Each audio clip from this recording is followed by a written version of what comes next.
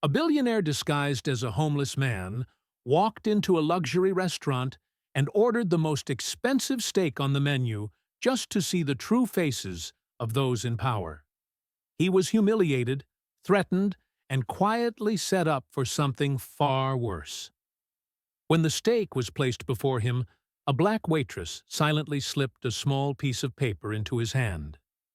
He read it and froze completely. Not from fear, but because, for the first time that night, someone dared to tell him the truth. That note stopped him from eating and prepared him to destroy everything. But to understand the weight of that moment, and why a simple scrap of paper could bring down an empire of corruption, we have to go back to where this night truly began. In a penthouse apartment 40 stories above the city. And the clothes Frank Grant wore that evening were older than most of his employees, 35 years old, to be exact. He wore a faded army jacket with holes worn through the elbows, the fabric thin and brittle with age. His trousers were stained with oil and dirt, stains that were real, remnants of memories he had never been able to wash away. He kept these rags in the back of his massive walk-in closet, hidden behind rows of Italian tailored suits, worth more than some people's annual salaries. Tonight, for the first time in decades, he put them on again. As he buttoned the jacket, the smell of old fabric and dust hit him, instantly transporting him back to the days when he had nothing. His assistant, Diana, stood by the door of the dressing room. She was a woman of steel, usually unflappable. But tonight she watched him with barely concealed concern. She had worked for Frank for 12 years. She had seen him make ruthless decisions that shook entire industries. She had seen him charm presidents and negotiate with sharks. But she had never seen him like this. "You could send someone else," she said, her voice soft in the quiet room. "We have professional inspectors on retainer. Former detectives, people trained for this kind of deception. You don't have to put yourself through this." Frank looked at her through the mirror as he smeared a mixture of grease and theatrical dirt across his cheekbones and into his hairline. He paused, looking at his own blue eyes, which suddenly seemed sharper, more desperate in the reflection. "No one else can see what I need to see, Diana. An inspector sees a checklist, a health code violation. I need to see the soul of the place." Before we dive deeper into Frank's dangerous mission, welcome to Kindness Valley. We share stories that touch the heart, expose injustice, and remind us of the power of humanity. If you believe in standing up for what is right, please take a moment right now to hit that like button, leave a comment about a time you witnessed an act of kindness, and subscribe to the channel. Your support helps us share these important stories with the world. Now, let's return to Frank Grant. The reason for this masquerade was a letter that had arrived on his desk a week ago. It had no return address, just a plain manila envelope containing a USB drive and a single sheet of paper. The video on the drive was shaky, filmed on a cell phone from across the street.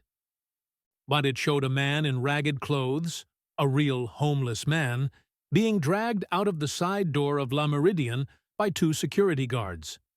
They threw him onto the pavement while well-dressed customers on the patio pointed and laughed. The letter accompanying the video was typed on plain paper and read, "La Meridian, your restaurant, your responsibility, or isn't it?" La Meridian was the crown jewel of his restaurant chain, or at least it was supposed to be. It was located in the most affluent district of the city, bringing in millions in revenue. But lately, the numbers told a different story. It was the worst-performing location in terms of customer satisfaction, yet the profits were suspiciously high. The quarterly reports blamed the neighborhood or the economy, but Frank knew better. Frank had built his empire on one simple, unbreakable principle. Every person who walks through the door deserves to be treated with dignity. That was his brand. That was his promise. If that principle was being violated under his name, he needed to feel the weight of it himself. He removed his Patek Philippe watch, worth $40,000, and placed it on the velvet tray. He twisted off his platinum wedding ring and set it beside the watch. The only piece of technology he kept was a small, modified phone hidden in a compartment he had carved into the sole of his heavy, worn-out boot. It was capable of recording high-definition audio and making an emergency signal to his security team with a single toe press. As he headed for the door, Diana made one last attempt to stop him. "Frank, please," she said, stepping in his path. "At least take a security detail inside with you. I sit them at a different table." Frank stopped and turned to face her. He rolled up the sleeve of his ragged jacket, revealing a patch of scarred, discolored skin on his right hand and forearm. It was an ugly burn mark, the kind that never fully fades. He had carried it since he was 23 years old, since a head chef had poured a pot of boiling pasta water on him just for daring to search through a restaurant's garbage for a half-eaten loaf of bread. 35 years ago, no one protected me, he said, his voice dropping to a low rumble. And no one is protecting the vulnerable people walking into that restaurant right now. If I go in with security, I'm just a billionaire playing dress-up. I need to be invisible. I need to be vulnerable. Diana sighed, nodding reluctantly. "I'll be parked across the street in the black SUV with the legal team. One signal from that phone, and we are inside in 30 seconds. Frank managed a small, grim smile. "That's why I keep you around, Diana." At 7 o'clock on a Saturday evening, La Meridienne was alive. The sound of clinking crystal glasses, the soft hum of jazz, and the murmur of wealthy conversations filled the air. It was a palace of consumption. Crystal chandeliers cast a warm golden light over crisp white tablecloths. The scent of seared beef, truffles, and expensive red wine hung heavy in the air. It was the kind of place where you didn't just pay for food, you paid for the privilege of being seen. Sonia Williams had worked there for 3 years. She was 32, with tired eyes that she learned to mask with a professional smile. She knew that the gleaming surface of La Meridienne hid something rotten underneath. She moved between the tables with practiced efficiency, refilling wine glasses, clearing plates, and folding napkins, trying her best to be invisible. In a place like this, the staff were considered furniture, essential, but not people. Her feet ached with a throbbing intensity from standing since noon, but she couldn't afford to slow down. Her mind was constantly running a math equation that never balanced. Her 7-year-old daughter, Lily, had asthma, and the copay for her new inhaler had just gone up to $80. Her younger brother, Marcus, was in his final year of college, and his tuition payment was due in 3 days. Sonia was the only safety net her family had. She had learned long ago to read people by their eyes. It was a survival skill from a childhood spent navigating spaces where she didn't belong. She could tell within seconds of a customer sitting down whether they would tip well, whether they would be demanding, or whether they would look right through her. When the heavy oak front door opened and the homeless man walked in, Sonia was at the waiter's station polishing silverware. She saw the shift in the room immediately. It wasn't just the man. It was the atmosphere. The chatter died down. Heads turned. Disgust rippled through the dining room like a cold wave. Frank stood in the entryway. He was disheveled, yes. His clothes were torn and dirty, his beard unkempt, and he had applied a scent to his clothes that smelled of damp cardboard and old sweat. But Sonia noticed something the others didn't. His posture. It was wrong. A man who has been beaten down by life usually hunches. He tries to take up less space. This man stood with his shoulders back. His stride was confident, and his eyes, dark, watchful, intelligent, were taking in every detail of the room, from the fire exits to the camera placements. Those were not the eyes of a man who had given up. The hostess, a young woman named Jessica, who was terrified of breaking rules, tried to block him at the entrance, her smile frozen in professional horror. "Sir," she stammered, "I think you're in the wrong place. The shelter is 3 blocks down." The security guard, a burly man who enjoyed his job a little too much, moved closer, his hand reaching for his radio. And then Ricky Thornton appeared. Ricky had been the general manager of La Meridian for 5 years, and he was a man who wore his authority like a weapon. He was impeccably dressed in a slim-fit suit, his hair gelled back, his cologne overpowering. He smiled at corporate executives and investors, but Sonia had seen the way he spoke to the busboys and dishwashers when he thought no one was watching. He was a bully in a silk tie. "Is there a problem here?" Ricky asked, his voice dripping with false politeness as he stepped between the hostess and Frank. He looked Frank up and down with a sneer of absolute contempt. "Sir, I'm afraid you've made a mistake. This establishment has a dress code, and quite frankly, a hygiene standard. You need to leave. Now." The homeless man didn't flinch. He didn't beg. He didn't apologize. Instead, he reached into the pocket of his ragged jacket and pulled out a thick wad of cash, $100 bills held together by a rubber band.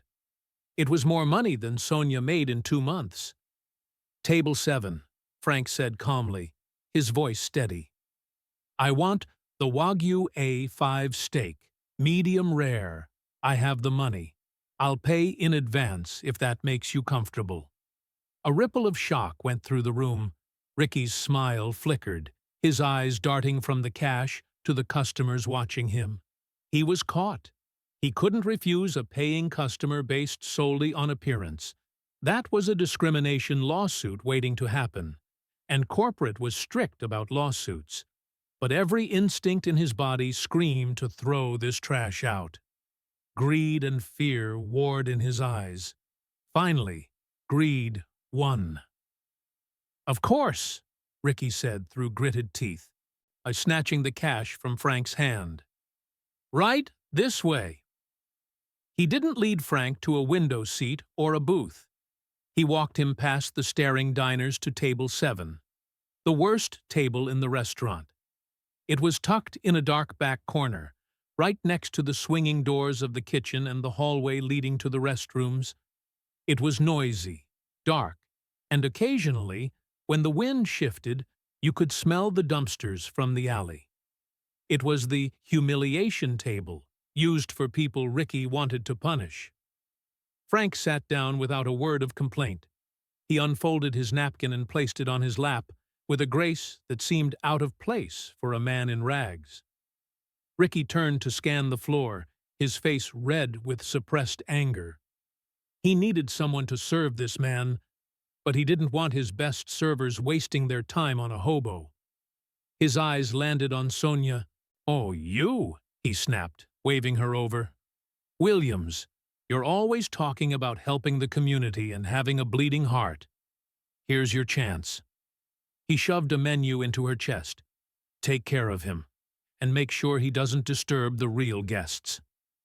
It was meant as a punishment, and they both knew it. Sonia took the menu, her jaw tightening, but she nodded. "Yes, sir." She walked to the table, water pitcher in hand. She approached Frank with the same professionalism she would show a CEO. She poured his water, careful not to spill a drop. She placed the menu in front of him. "Good evening, sir," she said softly. "My name is Sonia. I'll be taking care of you tonight." Frank looked up. For a moment, he didn't say anything. He just looked at her. And in that exchange, Sonia felt that strange spark again. He wasn't looking at her uniform, but he was looking at her. "Thank you, Sonia," he said. His voice was kind. It threw her off balance. She wasn't used to kindness in this place. While Frank studied the menu he already knew by heart, Ricky stormed into the kitchen. The kitchen was a chaotic symphony of shouting chefs, sizzling pans, and clattering plates. Ricky grabbed the sous chef, Carlos Taylor, by the arm and dragged him into the walk-in pantry, a blind spot where the security cameras couldn't reach. Carlos was 28, a talented chef who dreamed of opening his own bistro one day. But right now, he was terrified. He had a wife at home, Maria, who was 7 months pregnant with twins. The medical bills were piling up, and he needed this job more than air. "The Wagyu for the homeless guy on table 7, Ricky hissed, his face inches from Carlos's. "Though I want you to use the cut that was sent back yesterday." Carlos went pale. "Ricky, no. That steak sat out on the counter for over 2 hours before the busboy put it back in the freezer. It's compromised. The bacteria levels. If he eats that, he could get salmonella or E. coli. He could end up in the hospital." Ricky laughed, a cold, dry sound. "Oh, boo-hoo. Who is going to believe a homeless man over a 5-star Michelin-aspiring restaurant? Look at him, Carlos. He probably eats out of dumpsters every night. His stomach can handle it. And if it can't, maybe it'll teach him a lesson about coming into places where he doesn't belong." Carlos shook his head, backing away. "I can't do that, Ricky. It's wrong. It's dangerous." Ricky's expression hardened instantly. The charm vanished, replaced by the predator underneath. "You can't? That's interesting. Because I seem to remember a $2,000 bottle of Chateau Margaux that shattered last month on your watch. I covered for you, Carlos. I told corporate it arrived broken so it wouldn't come out of your paycheck. But if you're suddenly growing a conscience, maybe I should file an amended report. And maybe I should mention the theft of inventory I've been noticing." "That's a lie," Carlos whispered, his voice trembling. "I never stole anything." "Who are they going to believe?" Ricky whispered back. "The manager with 5 years of record profits? Or the sous chef with financial problems? Just do what I tell you, Carlos. Cook the bad meat. Cover it in garlic and truffle butter. Make it look pretty. And unless you want to go home tonight and explain to your pregnant wife why you're unemployed and blacklisted from every kitchen in the city." Carlos stood frozen, caught in a nightmare. He looked at the floor, tears stinging his eyes. He thought of Maria. He thought of the babies. He was trapped. Slowly, painfully, he nodded. "Okay," he whispered. "Good man." Ricky patted his cheek aggressively. "Make it medium rare." Neither of them noticed the shadow behind the spice rack just outside the pantry door. Sonia had come to get cracked pepper for another table. She was pressed against the wall, her hand over her mouth, her heart hammering against her ribs like a trapped bird. She had heard everything. The spoiled meat, the threat, the setup. Panic rose in her throat. As Ricky pushed past her to get back to the floor, he didn't even glance in her direction. But Carlos came out a second later, his face gray. He almost collided with Sonia. He looked into her eyes and saw that she knew. He shook his head slowly, a silent, desperate plea. "Don't do anything. Don't say anything. Please." Then he walked to the meat locker, his shoulders slumped in defeat. Sonia walked back to the dining floor on legs that felt like they were made of lead. Her mind was racing. What could she do? She glanced toward table 7. Frank sat there quietly, hands folded, waiting. He looked peaceful. He didn't look like a man who was about to be poisoned. Sonia looked up at the ceiling. The black domes of the security cameras were everywhere. There were 6 in the dining room alone. Ricky watched those feeds on his iPad constantly. If she walked up to Frank and whispered, "Dee, the food is poisoned," Ricky would see her leaning in. He would come over. He would deny it. He would fire her on the spot. She would lose her insurance. Lily wouldn't get her inhaler. Marcus would drop out of college. But if she did nothing, if she served that plate, she would be an accomplice. A man might die because of her silence. The memory of her mother came to her then. Her mother had been a cleaner, a woman who worked her fingers to the bone, but never lost her dignity. On her deathbed, she had held Sonia's hand and said, "Baby girl, there comes a time when doing the right thing means losing everything you have. But if you don't do it, you lose yourself. And that is a loss you can't ever make back." Sonia took a deep breath. She had to be smart. She had to be invisible. She slipped into the staff bathroom, the one place in the building legally required to be free of cameras. She locked the stall door and leaned against it, her hands shaking uncontrollably. She reached into her apron pocket and pulled out her order pad. She ripped off a small, jagged corner of paper. She clicked her pen, but her hand was shaking so bad she couldn't write. She gripped her wrist with her other hand to steady it. In cramped, tiny letters, she wrote, "Don't eat. The meat is spoiled. Intentional. They want to hurt you." She read it twice. It was concise. It was the truth. She folded the paper into a tiny square, smaller than a sugar cube, and clenched it in her left palm. The metal edge of her pen dug into her skin, grounding her. Now came the hard part. 10 minutes later, the bell in the kitchen rang. "Order up." As Sonia walked into the kitchen, Carlos had plated the steak. It looked magnificent. It was seared to a perfect crust, glistening with truffle butter, accompanied by roasted asparagus. It smelled divine. It was a lie on a plate. Carlos wouldn't meet her eyes. He was scrubbing the counter aggressively, trying to wash away his guilt. Sonia picked up the heavy porcelain plate. "Service for table 7, she announced, her voice sounding strange to her own ears. She walked out into the dining room. The walk to table 7 felt like it took hours. Every step was a decision. Am I really doing this? Am I really throwing my life away for a stranger? She looked at Frank. He watched her approach. She reached the table. "Your Wagyu A5, sir," she said, projecting her voice so the nearby tables and the microphones could hear her. "Medium rare, on with truffle butter and asparagus." She set the plate down in front of him. It looked perfect. Frank reached for his fork. Sonia picked up the polished steak knife and fork to place them next to his plate. As she leaned in, blocking the camera's view with her body for a split second, she let her left hand brush against his open palm, resting on the table. It was a smooth, practiced motion. She pressed the tiny square of paper into his hand. Her fingers were ice cold. His were warm. "Enjoy your meal," she said, and for a second she held his gaze. She widened her eyes slightly, a microscopic signal. "Read it."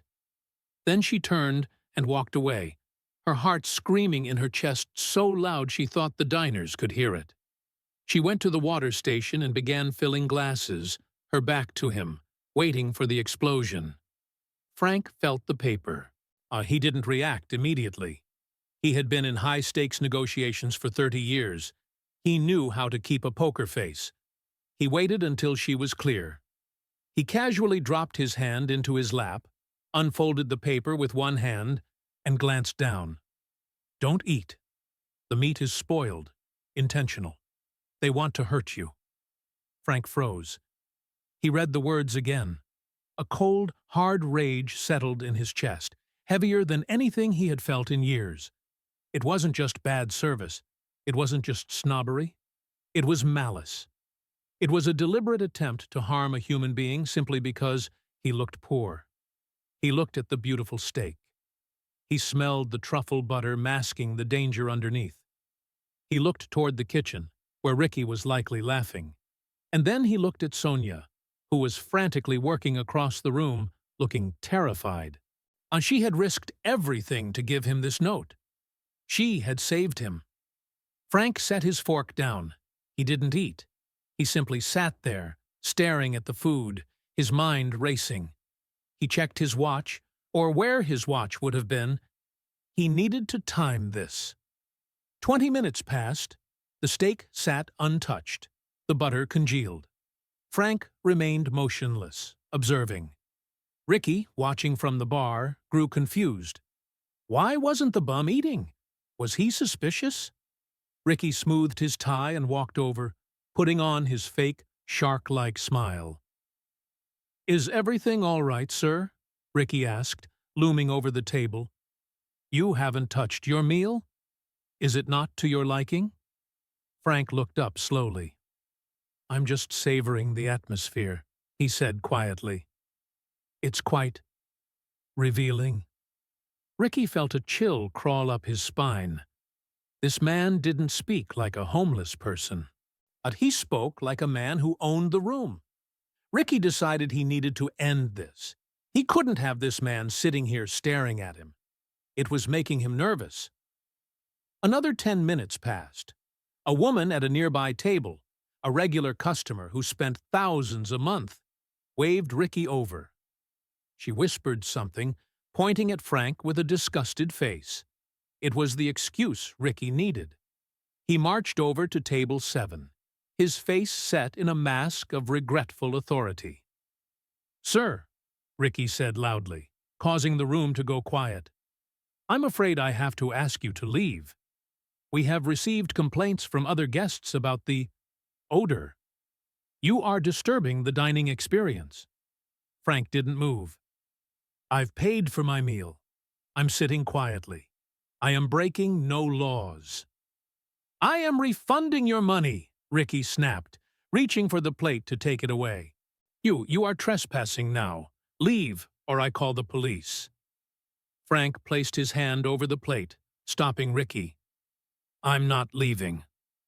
Ricky's face turned purple.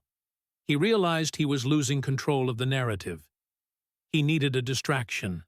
He needed a scapegoat to justify the ejection.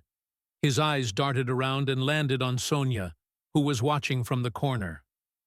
"Williams!" Ricky shouted. "Get over here!" Sonia flinched but walked over, her hands trembling. She stopped at the table. "Yes, sir?" Ricky turned to the dining room, addressing the audience of wealthy patrons. "Ladies and gentlemen, I apologize for this scene. It seems our server here," he pointed a finger at Sonia, "has been encouraging this individual to loiter. I have also received reports that she was rude to him earlier, exacerbating the situation." He turned his venom on Sonia. "You are suspended, effective immediately. Get your things and get out. We don't tolerate incompetence." It was a lie. A blatant, vicious lie to humiliate her and get rid of the witness. Sonia stood there, stunned. Her mouth opened, but no words came out. Tears welled in her eyes. She thought of Lily. She thought of the inhaler. She thought of the tuition. It was all gone. She was ruined. And the worst part was, no one said a word. The wealthy diners just watched, sipping their wine, treating her destruction like dinner theater. Sonia turned to leave, her head bowed in shame. "Stop." The word was spoken softly, but it carried the weight of a gavel strike. Frank Grant stood up. He rose to his full height, and suddenly the ragged jacket didn't look like a costume anymore. It looked like armor. "She didn't do anything wrong," Frank said, his voice projecting clearly to the back of the room. "She was polite. She was professional. And she is the only person in this building with a shred of integrity." Ricky laughed nervously. "Sir, this is an internal personnel matter. It doesn't concern you. Now get out before I throw you out." Frank smiled, but it was a smile that promised destruction. "I don't think you're in a position to throw anyone out, Ricky." Frank lifted his right foot and pressed his toe hard against the heel of his boot. Click. "Who do you think you are?" Ricky sneered, stepping closer. "Some crazy old drunk?" "I think," Frank said, reaching up to wipe the grease and dirt from his cheek with a napkin. "It's time you found out." Suddenly, the heavy oak doors of the restaurant burst open with a crash. Diana walked in, her heels clicking sharply on the floor.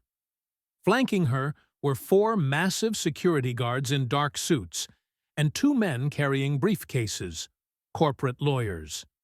The room gasped. The energy shifted instantly from judgment to fear. Diana marched straight to table 7. She didn't look at Ricky. She looked at Frank. "Mr. Grant," she said, handing him a wet towel from her bag.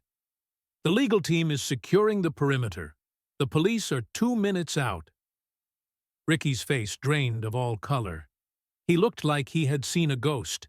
His knees actually buckled, and he grabbed a chair to steady himself. Mr. Grant?" he whispered. "Frank Grant?" Frank wiped his face clean, revealing the features that had been on the cover of Forbes magazine 3 times. He turned to the dining room. "Ladies and gentlemen," he announced, his voice commanding, "my name is Frank Grant. I am the owner of the Luridian Group, which includes this restaurant." The silence was deafening. The woman who had complained about the smell covered her mouth with her hand. Frank held up his foot, pointing to the sole of his boot. "I have been recording audio for the last hour," he said, turning his gaze to Ricky, "including a very interesting conversation in the pantry where you ordered your chef to serve spoiled meat to a paying customer, simply because you didn't like the way he looked." Ricky began to shake. No, that's a misunderstanding." Frank turned toward the kitchen. "Carlos!" he bellowed. "Come out here! Now!" The kitchen doors swung open. Carlos stepped out, white as a sheet, and he looked at the security guards, then at Ricky, then at Sonia. "Tell the truth, son," Frank said, his voice softening slightly. "This is your only chance. Did he order you to use the spoiled meat?" Carlos looked at Sonia. She was crying silently, but she nodded at him. "Be brave." Carlos took a deep breath. "Yes," he said, his voice cracking. "He told me to use the steak that was left out yesterday. He said no one would care if a homeless man died. He threatened to fire me if I didn't do it." The room erupted in murmurs of horror. Ricky lunged toward the back exit, panic taking over. "I'm leaving! You can't prove anything." "Grab him," Frank said calmly. 2 security guards moved with a speed that defied their size. They tackled Ricky before he made it 5 steps, pinning him to the ground. As he struggled, screaming obscenities, the sound of sirens grew loud outside. Blue and red lights flashed through the windows. Frank walked over to where Ricky was pinned. He leaned down. 35 years ago, Frank whispered, a man poured boiling water on me because I was poor. I vowed that day that if I ever had power, I would use it to crush bullies like you. The police entered and dragged Ricky away in handcuffs, still shouting about lawsuits. The lawyers began taking statements from the staff. The diners were asked to leave, their meals refunded. An hour later, the restaurant was empty and silent. The tables were cleared. Only Frank and Sonia remained. She was sitting at a table near the window, holding a cup of tea Diana had made for her. She still looked shell-shocked. Frank pulled up a chair and sat across from her. He looked tired, but his eyes were warm. You knew, Frank said gently. When you wrote that note, You knew the risks. You knew Ricky would see you. You knew you could lose your job, your insurance, your brother's tuition. You risked your entire life for a man you thought was a homeless stranger. Why? Sonia looked down at her hands. Because I saw your eyes, she said quietly. When I poured your water, I didn't see a bum. I saw pain, and I remembered my mom. She always said that dignity isn't something you buy, it's something you give. She looked up at him, tears spilling over. I couldn't let him hurt you. I just couldn't live with myself. Frank nodded slowly, deeply moved. Sonia, I'm closing this restaurant for 3 months. We are going to gut it, rename it, retrain the entire staff. I'm firing everyone who stood by and watched. Sonia's shoulders slumped. So, I'm out of a job anyway. No, Frank said firmly. I need a general manager for the new location. I need someone who understands that hospitality isn't about expensive wine or fancy tablecloths. It's about how you treat the person who can do nothing for you. Sonia stared at him. Mr. Grant, I'm a waitress. I don't have a business degree. You have integrity, Frank said. I can teach you business. I can't teach integrity. The job pays $150,000 a year, plus full benefits for you, your daughter, and your brother's tuition is covered by our scholarship program. Will you take it? Sonia covered her face with her hands and sobbed. It was the sound of a burden being lifted. Years of stress, fear, and survival mode finally ending. 3 months later, the restaurant reopened. It was renamed The Open Door. It was warm, welcoming, and vibrant. And right by the entrance, framed in museum-quality glass, was a small, crumpled piece of paper with jagged edges. Don't eat. The meat is spoiled. Beneath it, a brass plaque read, One small act of courage can change everything. Sonia Williams, General Manager. Frank Grant visited often, always sitting at table 7. And every time, he was served by his friend, Sonia.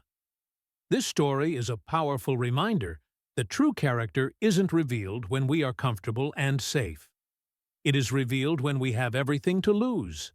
Sonia had no power, no money, and no protection. Yet she was the strongest person in that room. See, she proved that you don't need to be a billionaire to change the world. You just need the courage to be kind. Thank you so much for watching this story on Kindness Valley. We hope it inspired you. If it did, please hit that like button, share this video with your friends and family, and don't forget to subscribe. Let us know in the comments, what would you have done if you were in Sonia's shoes? We read every comment. Until next time, stay kind, stay brave, and remember, you never know who you are really talking to.